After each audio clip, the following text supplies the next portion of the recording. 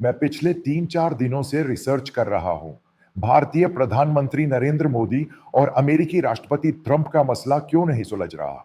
क्योंकि ट्रंप भारतीय प्रधानमंत्री को उनके जन्मदिन पर बधाई दे रहे हैं। भारतीय प्रधानमंत्री गाजा समझौते के लिए अमेरिकी राष्ट्रपति ट्रंप को बधाई भी दे रहे हैं। और आप जानते ही हैं कि इकोनॉमिस्ट नामक साप्ताहिक पत्रिका ने भारतीय अखबारों में आकर कहा था कि आप जानते ही हैं, ग्लोबल एक बहुत ही विश्वसनीय समाचार पत्रिका है। यह मूलतः ट्रंप विरोधी पत्रिका है। यह डेमोक्रेट्स के पक्ष में है और वामपंथी विचारधारा से जुड़ी है। इसीलिए इसमें एक लेख था। और जब आप इसे पढ़ेंगे तो कुछ बातें हैं जो मैं कहना चाहूंगा, क्योंकि जहां तक मैं समझता हूं, कुछ CIA अमेरिकी जासूसी संगठन भारत में काम करते हैं। ये जासूसी संगठन है जिनकी भारत में बहुत बड़ी उपस्थिति है। वे भारत सरकार, भारत की आंतरिक सुरक्षा, भारत की बाहरी सुरक्षा और इजरायली जासूसी संगठन मोसाद के साथ मिलकर काम करते हैं। उनकी भी भारत में वास्तविक उपस्थिति रहे, क्योंकि भारत की बाहरी सुरक्षा भारतीय प्रधानमंत्री की सुरक्षा, यानी कई चीजें पहले से ही योजनाबद्ध होती है, लगभग एक जैसी। उपकरण, ये सभी चीजें, उनकी सर्विसिंग, कार्यक्रम, ये सब वे कर रहे हैं। असल में जो वाले गिरोह इस वीडियो को सुनते हुए मुझ पर चिल्ला रहे हैं, उन्हें इसके बारे में कुछ भी नहीं पता। भारत में अमेरिकी सैनिकों की कितनी मौजूदगी है, भारत में इजरायलियों की कितनी मौजूदगी है, क्योंकि हमारी राष्ट्रीय सुरक्षा को खतरा है। आज भी कुछ CIA अधिकारी जो खुद को भारतीय मूल का बताते हैं, वे अमेरिकी हैं। कुछ लोग ऐसे भी हैं जो वहां पैदा हुए और पले बड़े हैं और भारतीय मूल के हैं। इनमें मलयाली भी है। कुछ लोग सेवानिवृत्त हैं, कुछ लोग यहां पद और सेवा के लिए आते हैं। ये सभी मूल रूप से भारतीय उम्मीदवार हैं। मैंने उनसे पूछा कि यह समस्या क्या है, वे इस समस्या को दिन प्रतिदिन बदतर क्यों बना रहे हैं। असल में फिल्मों पर यह 50 से 100% कर भारत का इरादा था, क्योंकि मैंने पहले ही एक वीडियो में इसका जिक्र किया है। इससे भारतीय फिल्म उद्योग कितना प्रभावित होगा, क्योंकि क्षेत्रीय उद्योग और हिंदी फिल्म उद्योग यह बुरी तरह प्रभावित होगा।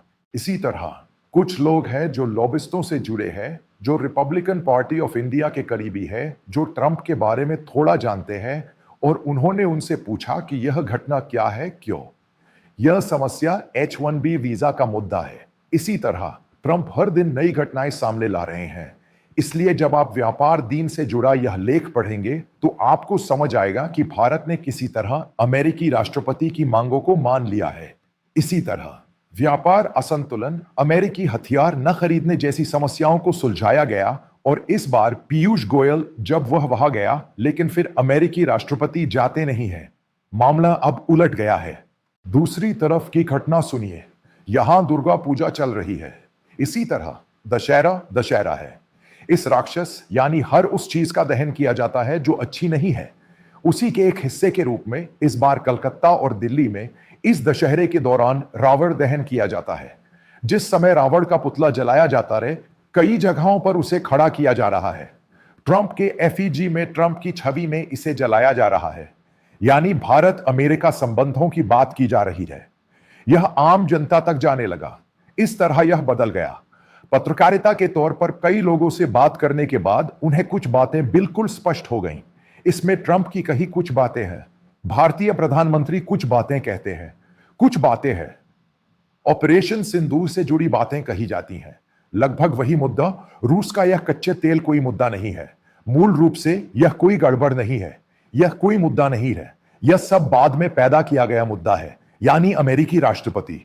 मोदी के साथ वह मुद्दा अहंकार का मुद्दा बन गया है और भारतीयों पर हमला करने, मोदी पर एक एक करके हमला करने के लिए इस्तेमाल किया जा रहा है।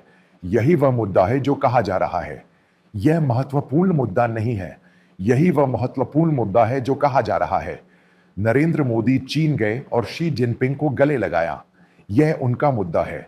वह कह रहे हैं कि ट्रंप कई लोगों को बता रहे हैं कि पहले जब ट्रंप सत्ता में आए थे तो उनके नरेंद्र मोदी के साथ अच्छे संबंध थे, क्योंकि गुजरात में रहने वाले प्रवासी भारतीयों ने इसमें बड़ी भूमिका निभाई थी। फिर बाद में वो चुनाव हार गए और जब मोदी ने उस चुनाव में आकर भाषण दिया तो ट्रंप की नजदीकियां फिर से बहाल हो गईं। उस समय जब पहली ट्रंप सरकार आई थी, मोदी से अच्छे रिश्ते थे। फिर मोदी ने ट्रंप से कुछ वादे किए थे कि जब वो दोबारा सत्ता में आएंगे तो भारत के साथ व्यापार $500 अरब का होगा और भारत को इससे पूरी तरह छूट दी जाएगी। ये पारस्परिकता वाली बात बस उनकी बनाई हुई है। उन्हें पता है कि ये अमेरिकी सामान भारत में उस तरह नहीं जाएगा जैसा वो कहते हैं। उन्हें ये सब पता है, लेकिन एक संतुलन तो होना ही चाहिए। तो रूसी कच्चे तेल की मांग यही है, इसलिए नहीं कि भारत को ऊर्जा की जरूरत है, चलो रूस के साथ रिश्ते बनाएं। ये समस्या नहीं है, बल्कि बाइडेन समस्या है। रूसी कच्चा तेल खरीदना मुद्दा नहीं है, चीन मुद्दा है। ये ट्रंप आने के बाद अपने करीबियों से कह रहे हैं। उन्होंने वहां कई अमेरिकी कंपनियों से व्यक्तिगत रूप से कहा है, अमेरिका में निवेश करें। ये ऐसा है जैसे आप भारत में निवेश करते हैं। आपको मोदी की मदद करनी चाहिए। भारत को चीन के विकल्प के रूप में लाना चाहिए। इसलिए वहां के सभी केंद्र चीन से भारत स्थानांतरित कर दे। इसीलिए एप्पल कोरियाई सरकार से बात कर रहा है। सैमसंग का टेलीफोन, फोन, अम्ब्रेला व्हील सब भारत आ रहे हैं। हमें कुछ चीजें समझने की जरूरत है, तो हमें कुछ चीजें समझने की जरूरत है। ट्रंप को मोदी की जरूरत थी। मोदी और ट्रंप के बीच व्यक्तिगत संबंध बहुत खराब थे। उन्होंने कहा कि वे दिन में 2-3 बार इस बारे में बात करेंगे। उन्होंने कहा कि वे व्यक्तिगत रूप से और अपने मोबाइल फोन पर बात करेंगे। बस इतना ही। ये एक रिश्ता था। वो संदेश भेजते थे, वो इन सब का हिंदी में अनुवाद करके संदेश भेजते थे। तो उस रिश्ते के भीतर ये चीन उनके लिए समस्या था। उन्होंने एक और घटना बताई। नाम के लिए तो मोदी के साथ सब ठीक था, उन सारी समस्याओं के बाद चीन जाने से पहले। यह सच था कि मोदी ने उन्हें लगभग 4 बार फोन किया था। उन्होंने उन्हें 4 बार फोन किया। ठीक है, चलो समस्या सुलझा लेते हैं। लेकिन यह एक जर्मन अखबार है। लीक हुआ संदेश पसंद आया, जिसमें पीएमओ और नरेंद्र मोदी भी शामिल थे, क्योंकि उन्होंने कहा कि एक निजी रिश्ता क्यों लीक हुआ। यह आज का अगला अंक है। इसीलिए बाद में मोदी सरकार के कई लोग, यहां तक कि जयशंकर, यहां तक कि इस प्रवासी भारतीय समुदाय में ट्रंप के सबसे करीबी लोग भी गए और कहा कि उन्हें कोई आपत्ति नहीं है। इसीलिए उन्होंने इकोनॉमिस्ट वीकली में कहा, क्योंकि इस मुद्दे को सुलझाने के लिए सिर्फ एक ही चीज है, दोनों को मिलना चाहिए। सिर्फ एक ही समस्या है जिसका समाधान आधे घंटे बात करके हो सकता है। H1B वीजा और ये सारी घटनाएं उलझ जाएंगी। इसी तरह व्यापार की समस्या शून्य व्यापार है। अमेरिका बड़ा है। अमेरिका को जैसा चाहे वैसा व्यापार मिलेगा। भारत का 87 करोड़ 82 अरब का व्यापार एक नहीं है। महत्वपूर्ण बात यह है कि ये टेक कंपनियां भी इस टेक कंपनी से बहुत डरी हुई है। अमेरिकी टेक कंपनियों के कई लोग अपने प्रतिनिधि भारतीय प्रधानमंत्री से मिलने गए और भारतीय प्रधानमंत्री ने कहा कि भारतीय प्रशासन भी इस ट्रंप को रोकने की पूरी कोशिश कर रहा है, लेकिन वो पास नहीं आ रहा है। जहां तक मैं समझता हूं, ट्रंप और मोदी के बीच ये 10वीं सीधी मुलाकात है। अगर हम आधे घंटे भी बैठे तो वे अपने बीच की सभी समस्याओं पर बात कर रहे होंगे। ये एक ऐसी घटना है जिसके बारे में बेंजामिन नेतन्याहू ने कहा था, सबसे पहले हमें ट्रंप से निपटना सीखना चाहिए। समस्या हो सकती है, विचारों में मतभेद हो सकते हैं, लेकिन हमें ट्रंप से निपटना सीखना चाहिए। ये एक बहुत ही महत्वपूर्ण बात है। यानी ये ट्रंप प्रशासन मोदी के लिए भारत है। किए गए वादे बहुत ही है। एक महत्वपूर्ण बात है जिसे आपको सबसे पहले समझना चाहिए, वह यह कि आईआईटी कानपुर भारत सरकार द्वारा नहीं बनाया गया था। इसे 1961 में वहां संयुक्त अमेरिकी भारतीय अमेरिकी संयुक्त साझेदारी द्वारा बनाया गया था। इसे अमेरिका के 9 महत्वपूर्ण विश्वविद्यालयों द्वारा बनाया गया था। चाहे वह MIT हो या Princeton, US aids America need की मदद से। अगर आप भारत में IIT कानपुर को ही लें तो यह दूसरे, तीसरे, चौथे स्थान पर है। लेकिन भारत के इतिहास में ऐसा IIT कभी नहीं हुआ। अमेरिका में शीर्ष संकाय होने के कारण लगभग 12 विश्वविद्यालयों के वरिष्ठ संकाय सदस्य वहां आते हैं और पूरी व्यवस्था का निर्माण करते हैं। इसीलिए अगर आप सर्वश्रेष्ठ वैश्विक पूर्व छात्रों को लें तो IIT कानपुर से निकले छात्रों को वैश्विक कहा जाता है। इसी तरह उनके बीच एक समझ थी। भारत में कई जगहों पर कई विश्वविद्यालय और कई IIT इंजीनियरिंग संस्थान है और अमेरिका उनकी उसी तरह मदद करेगा। इसी तरह हम जानते हैं कि यह शिक्षा वीजा, यह ट्रंप और मोदी इस बात को समझते हैं कि भारत की सबसे बड़ी मांग इन भारतीय छात्रों को वहां ले जाना और उन्हें पढ़ाना है। हालांकि यह निश्चित है कि अमेरिकी शिक्षा बहुत उच्च स्तर की है। जब मैं कई जगहों के परिसरों में गया और वहां कई छात्रों और कुछ संकाय सदस्यों से बात की, तो मुझे एहसास हुआ कि शिक्षा किसी एक देश में वैश्विक नहीं है। विश्वविद्यालय के मानक, विशेष प्रौद्योगिकी, इंजीनियरिंग, मेडिकल, वे नंबर 1 वैश्विक है। उन्होंने यह चीन को नहीं दिया। अब वे लाखों वीजा भारत को मोदी के प्रधानमंत्री बनने के बाद भारत को देने चाहिए थे। और फिर क्या हुआ? वे यहां आए और 1 साल तक वहां पढ़ाई और काम किया। वे भारत वापस नहीं आ सकते। फिर वे भारत का निर्माण करते हैं और चीन से प्रतिस्पर्धा करते हैं, यानी उनके बीच खूब बातचीत होती है। इसी तरह क्या आपने उन दिग्गजों के बारे में सुना है? ब्लैकस्टोन नामक एक कंपनी है। यह एक अमेरिकी कंपनी है। इनकी संपत्ति लगभग 12 ट्रिलियन अमेरिकी डॉलर बताई जाती है। भारत की 1 साल की जीडीपी 4 ट्रिलियन डॉलर की बताई जाती है। उन्होंने भारत में कई परियोजनाओं के निर्माण के लिए उनके साथ मिलकर काम किया है, जैसे जो रिलायंस और अडानी। ये सब वर्तमान में ठहराव की स्थिति में है।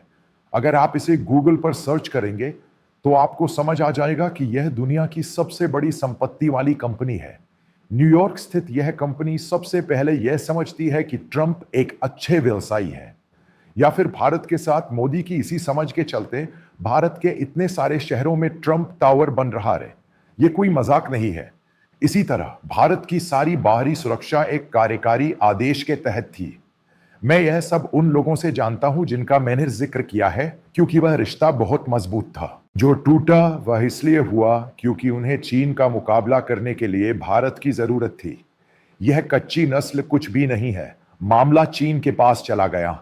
उन्हें यह पसंद आया क्योंकि उन्होंने कहा, क्या मैं चीनी कंपनी को यहां नहीं लाया था? उसके बाद अगर कोई समस्या हो तो उन्हें फोन करके सीधे बात करो, उनकी बात सुनो और उसका समाधान करो।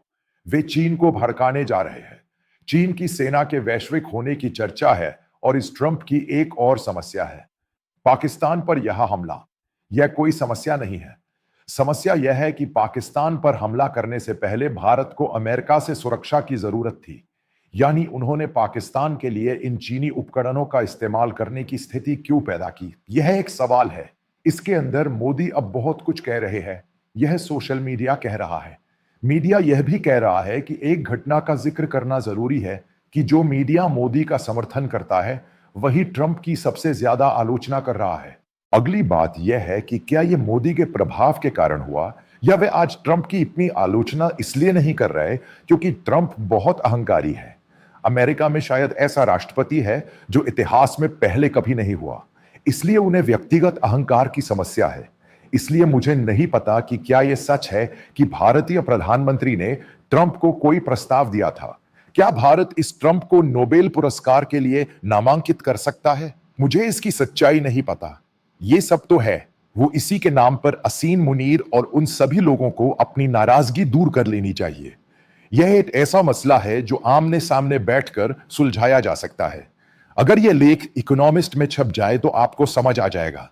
उसके बाद अगर आप आगे सोचे तो आपने इसे निजी मसले में बदल दिया है, यानी उन्हें भारतीयों से कोई दिक्कत नहीं है, उन्हें इन सब बातों को पलटने में दिलचस्पी है, यानी उन्हें मोदी से पुराने रिश्ते निभाने चाहिए।